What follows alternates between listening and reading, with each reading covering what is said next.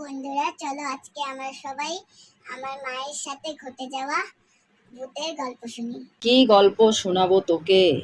কোন গল্পটা শুনবি? অনেক গল্প আছে আমার জীবনে। আমি আমার বাবার সঙ্গে মাঠে ঘাটে জনে জঙ্গলে অনেক ঘুরে বেরিয়েছি, তাই অনেক গল্প আছে। ওই শুনেছিলাম একটা পূর্ণিমার রাতে একটা ভূত দেখেছিল, সেটা শোনাও না। আচ্ছা, সেই গল্প পূর্ণিমার রাতে, সে এক অভিশপ্ত দিন বলতে পারিস আমার আর আমার বাবার জন্য ছিল। আমি নীলিমা আপনাদের সঙ্গে। আমি এখন যে গল্পটি শোনাতে যাচ্ছি, এখানে দুটো ভয়েস থাকবে। একটা ভয়েস আমার মেয়ে সানা, আমি নীলিমা। এই গল্পটি এখন শোনাতে যাচ্ছি সম্পূর্ণ বাস্তব ঘটনা। আমার সঙ্গে এই ঘটনা ঘটেছিল, সেটাই আজকে আমি সানাকে শোনাতে যাচ্ছি। আপনারাও সঙ্গে থাকবেন। আমার নাম, ঠিকানা, পরিচয়, আমি কোথায় ভূত দেখেছিলাম সেই জায়গার নাম, ঠিকানা সব দিয়ে দেবো সঙ্গে। আশা করি আপনারা সকলে থাকবেন। আমি নীলিমা আপনাদের সঙ্গে এই গভীর রাতে। সেই রাতটি ছিল পূর্ণিমা, আকাশে চাঁদ ঝলমল করছে, দিকে আলো যেন ছড়িয়ে পড়েছে। ঘটনাটা বন্ধুরা বাস্তব, আমার নিজের সঙ্গেই ঘটেছে। সেই পূর্ণিমার রাতে আমার বাবার সঙ্গে আমি মাঠে, আমাদের বেশ কিছুটা জমি আছে, সেই জমিতে বড় বড় গাছ ছিল। সেই গাছের যে মূল শিকড়গুলো থাকে, সেগুলো খোঁচার জন্য কোদাল মেরে, শাবল মেরে তুলতে হয়। বিশেষ করে তখন আমাদের খুবই অভাবের সংসার। তার কয়েক বছর আগে আমরা আন্দামান নিকোবরে এসেছি। আমি তখন খুবই ছোট্ট। আমার বাবা মা আমাকে 1 বছরের নিয়ে কলকাতার থেকে আন্দামান নিকোবরে আসেন। বেশ কিছুদিন পরের জমিতে ঘর বেঁধে ছিলেন। তারপরে সরকারি জমি ঝুড়ে নিয়ে বসেছিলেন। আন্দামানে সব জায়গায় জল, সমুদ্র, পাহাড়, জঙ্গল। তেমনই একটা পাহাড়, জঙ্গল, সমতল মিলিয়ে আমাদের সেই বসত বাড়িটা করা হয়েছিল। একদম ভালো বাড়ি বলা চলবে না, পাতার ঘর, মুলিবাঁশের বেড়ার, মেঝেতে মাটি। ভাবে বোঝা যাচ্ছে কতটা অভাব অনটনের মধ্যে আমরা ছিলাম। চাষবাস করা মানুষ। আমার বাবা ছিলেন বড় একজন চাষা। সারাদিন চাষবাস করতেন, আমি স্কুলে যেতাম। বাবা রাতের বেলায় ওই গাছের যে মূল শিকড়গুলো মাটির নিচ থেকে কোদাল ও শাবলের সাহায্য নিয়ে তুলে ফেলতেন। আমি একমাত্রই বাবার সন্তান তখন, আবার কন্যা সন্তান। তো ভাবতাম বাবাকে একটু সাহায্য করি। তাড়াতাড়ি করে সন্ধেবেলা স্কুল থেকে এসে পড়াশোনা তাড়াতাড়ি সেরে নিয়ে বাবার সঙ্গে আমিও চলে যেতাম। আমাদের ঘরের থেকে ওই 200 মিটার দূরে এই কাজটা, 200 মিটার দূরে ওই জমিটার মধ্যে আমি আর বাবা রাতের বেলায় কাজ করতাম। এরকম করতে করতে 2-1 বছর কেটে গেল। আমার একটা ছোট্ট ভাই হলো। মা ভাইকে নিয়েই ঘরে থাকতে, আমি বাবার সঙ্গে জঙ্গলে যেতাম জ্যোৎস্না রাত বা অমাবস্যা রাত। বিশেষ করে জ্যোৎস্না রাতেই কাজগুলো, মাটি কাটা কাজ ভালো হতো। বাবা মাটি খুঁচে দিত, আমি একটা বাটির সাহায্যে মাটিগুলো তুলে ফেলতাম। এমনি সময় বাবা আমাকে বলছে, মারে একটু জল দে, আমি একটু বিশ্রাম করে নিই। তো বাবাকে আমি ঘটিতে করে জল নিয়ে রাখতাম, সেই জল খেতে দিলাম।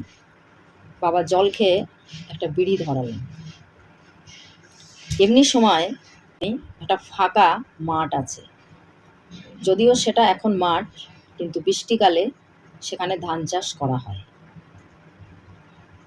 মাঠের একদম শেষ প্রান্তে যতদূর আমার চোখ যায়, আমি দেখতে পাচ্ছি এক বুড়িমা হেঁটে আসছে জ্যোৎস্না রাতে, পরনে সাদা শাড়ি, হাতে একটা লাঠি।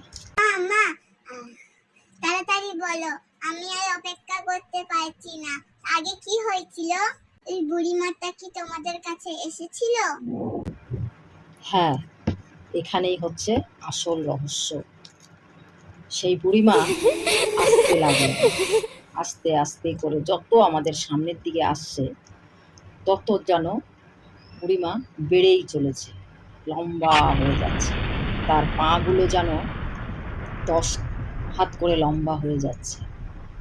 আমি বাবাকে বললাম, বাবা দেখো, ওই বুড়িমাটা আমাদের দিকে যত আসছে তত লম্বা হচ্ছে, যত আসছে তত লম্বা হচ্ছে। বাবা বলছেন, দূর, কিছু না রে মা, তুই মাটি ফেল, আর অল্প একটু সময় আছে, কাজটা সম্পূর্ণ হয়ে যাবে, আমরা তারপরে ঘরে চলে যাব। ঘরে গিয়ে ঘুমাতে হবে কি না, কালকে সকালে তো তোমার স্কুল আছে, তোমার তো স্কুলে যেতে হবে। আমার তো মন কিছুতেই মানছে না। বাবা বুঝতে পেরেছেন আজকে পূর্ণিমার রাত, আর এখানে কিছু অশুভ আত্মা ঘোরাফেরা করে।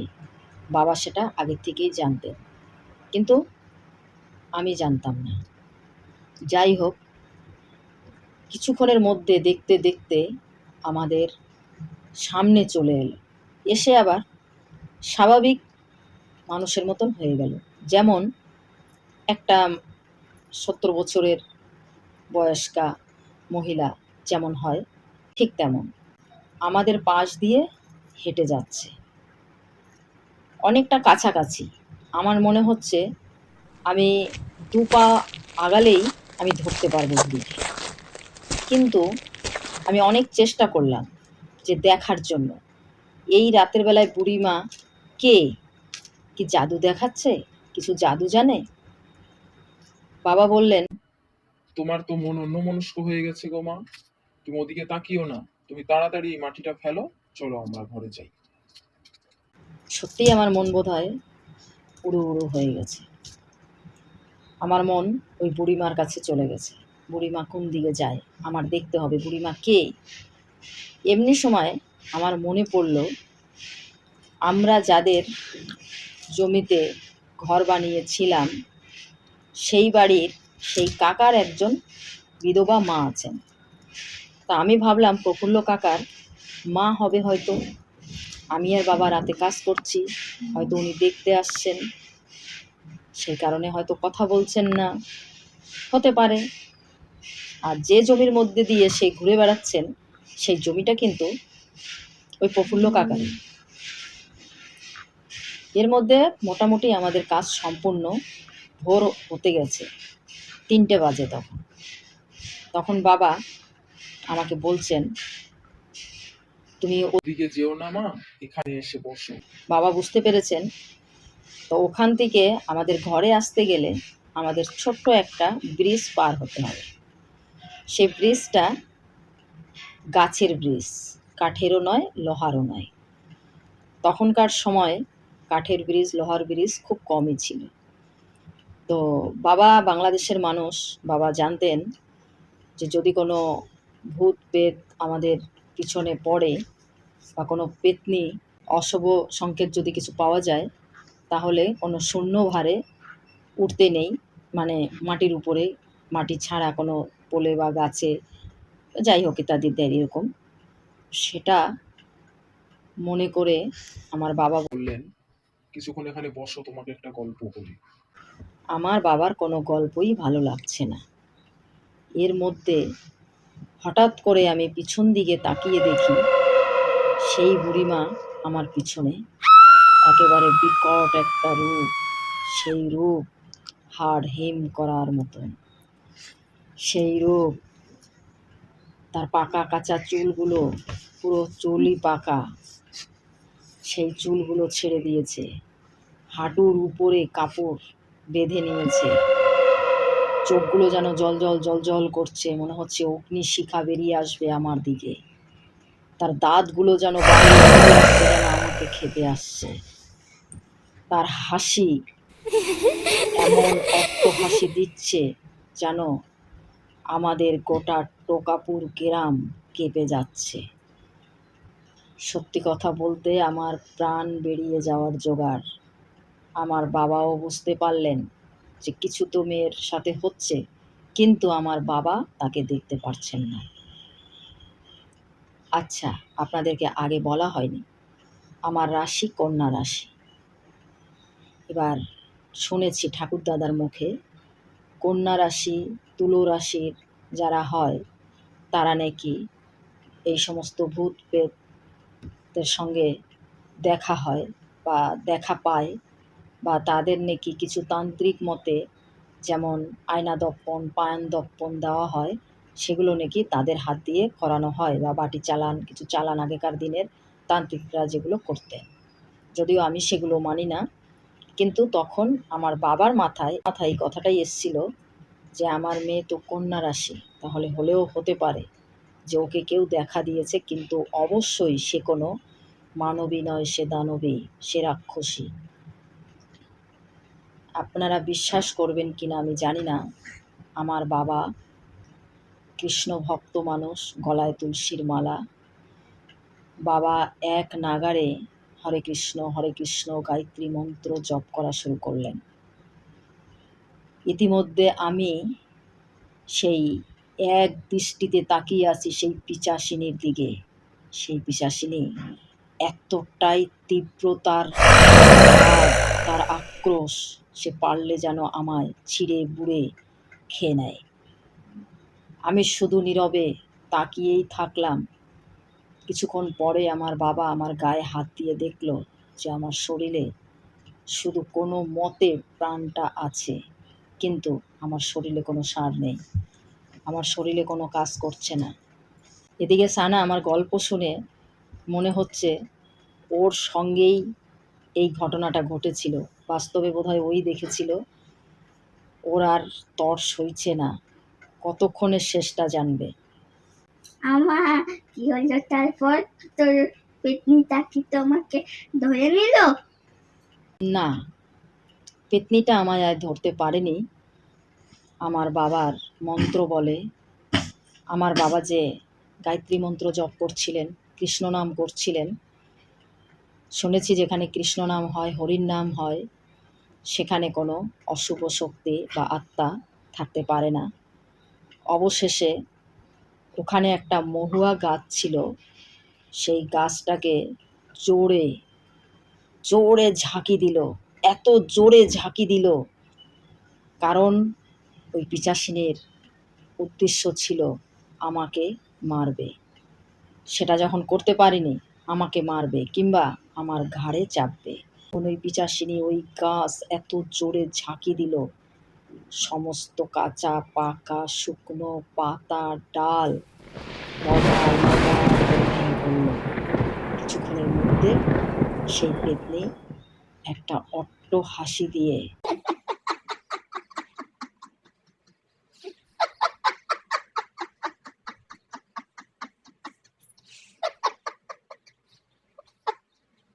তোকে ছাড়বো না, আমি আবার আসবো,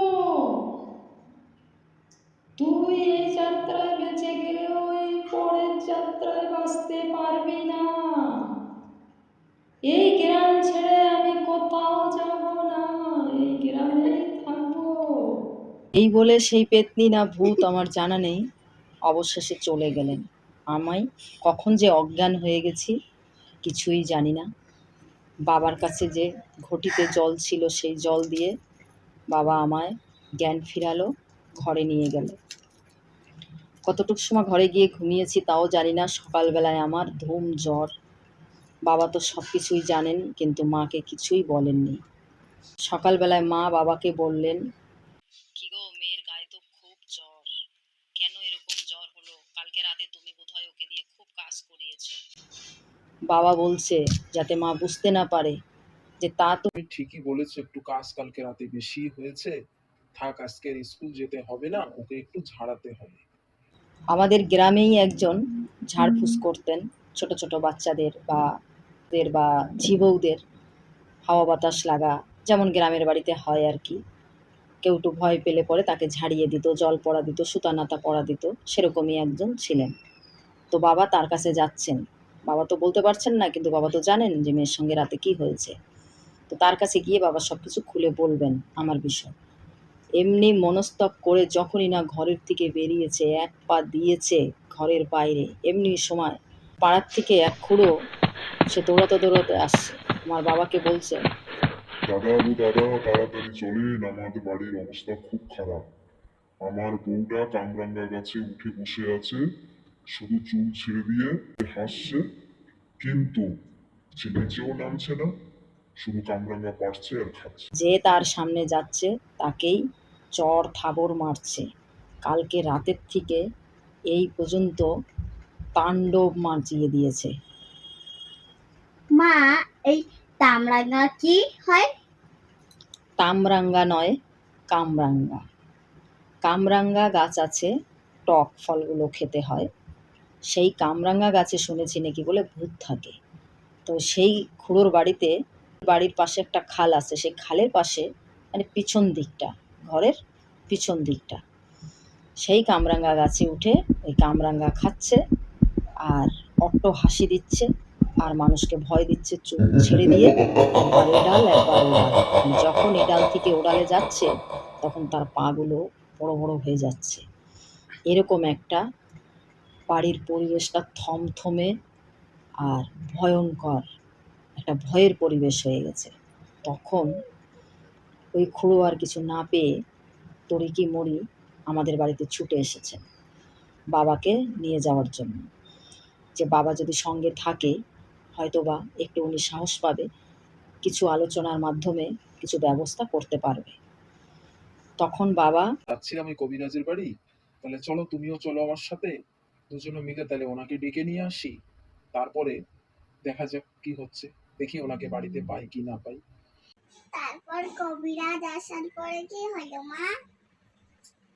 কবিরাজ আসার পরেই তো হলো সেই আসল ঘটনা। তখনই তো আমরা জানতে পারলাম। শুনলে তুই আবার ভয় পাবি না তো? না, পাবো না, বলো তো নাকি? যাই হোক, অনেকক্ষণ হলো গল্পের, এখন আমি একটু চা খেয়ে নিই, আমারও গলাটা শুকিয়ে গেছে। বললাম সানাকে একটু চায়ের ব্যবস্থা কর। চা নিয়ে এসেছে। ভাবছি সেই কথা চায়ের চুমুক দিয়ে, যে সেদিনের সেই দৃশ্য যদি আজও আমার মনে পড়ে, আমার হাড় হিম হয়ে যায়। বাবা যখন চলে গেছে সেই কবিরাজকে ডাকতে, কিছুক্ষণ পরে আমি উঠে মাকে বললাম, মা বাবা কোথায়? আমি বাবাকে ভীষণ ভালোবাসতাম, বাবাও আমায় খুব ভালোবাসতো। সব মেয়েরাই বাবাকে ভালোবাসে, সব বাবারাই মেয়েকে ভালোবাসে, কিন্তু একটা মেয়ে হিসাবে বাবার প্রতি ভালোবাসাটা বেশিই ছিল। আমি বেশিরভাগ সময় বাবার সঙ্গেই কাটাতাম, যেহেতু আমি বাবার বড় ছেলে হলেও আমি, মেয়ে হলেও আমি। এবার আমি বললাম আমিও যাব। মা অনেক বারণ করলো, না যাস না।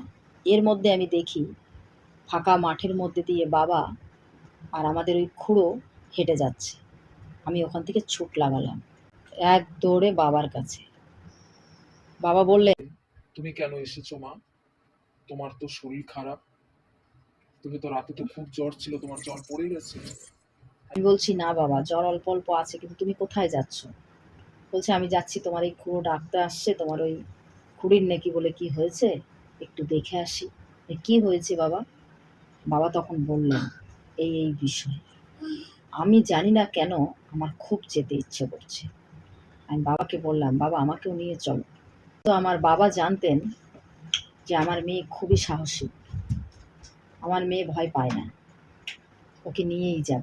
তো চল তাহলে, তুইও দেখবি কি হচ্ছে। বাবা কবিরাজ, সেই জামাই, তিনি আমাদের পাড়ার সবার জামাই।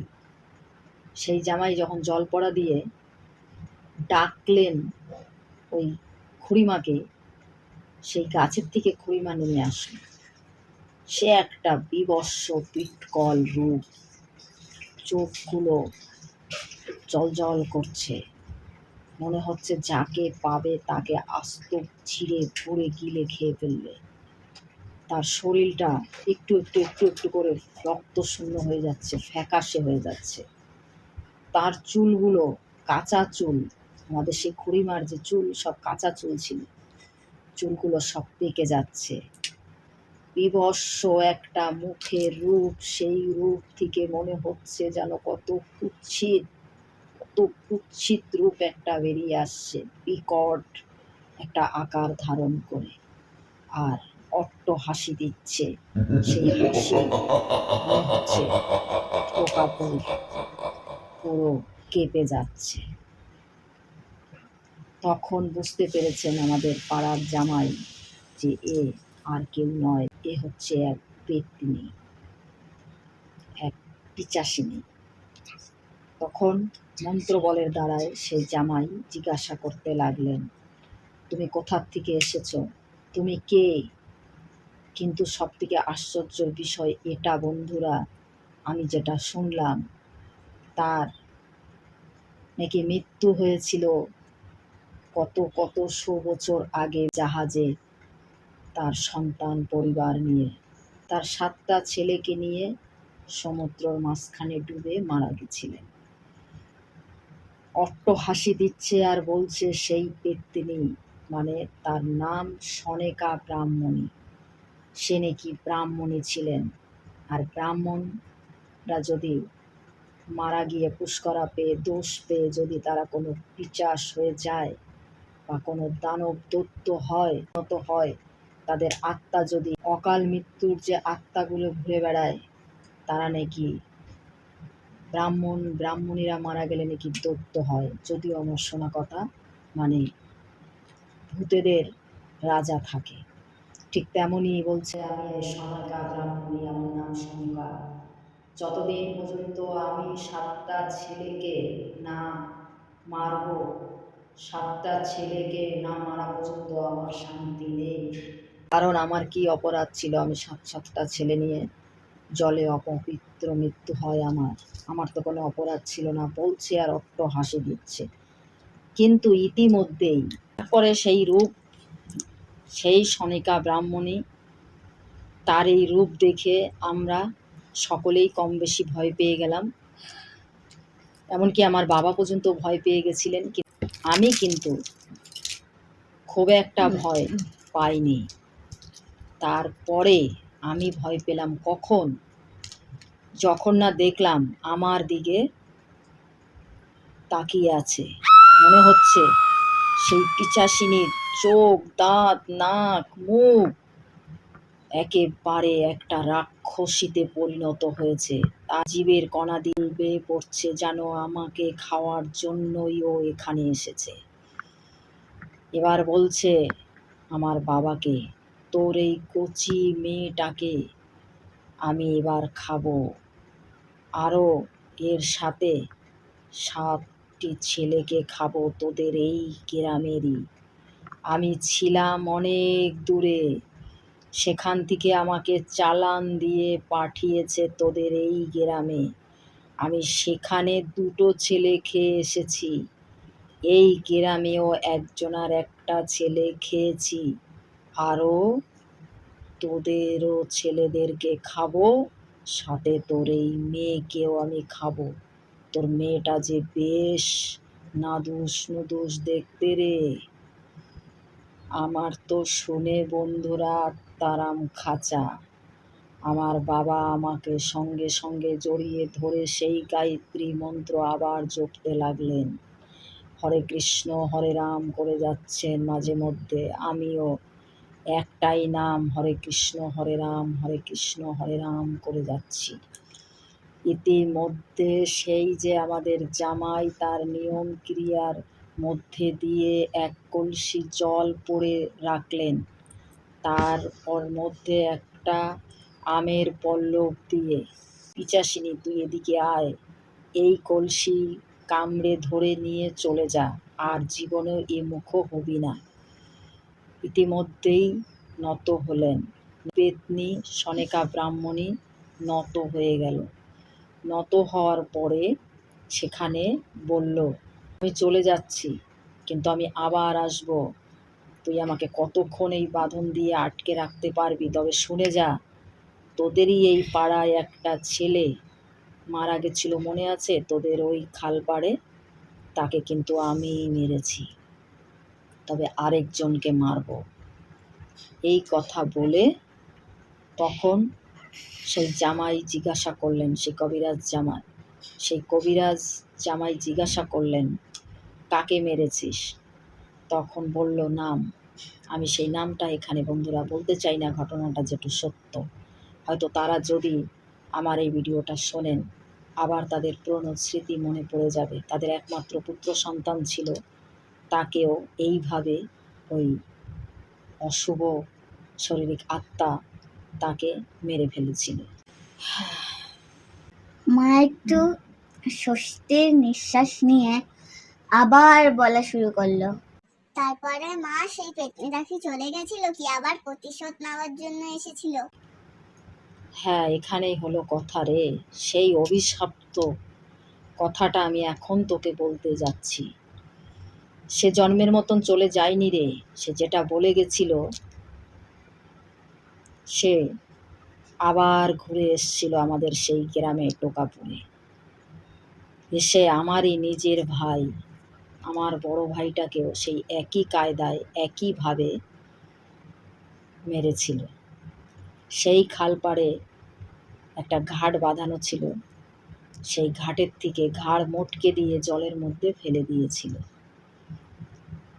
দেখেছিল আমার সেই ভাইয়ের এক বন্ধু, দেখে সে চিৎকার ছুড়ল, কে কোথায় আছো, তাড়াতাড়ি আসো, বাবু জলে পড়ে গেছে।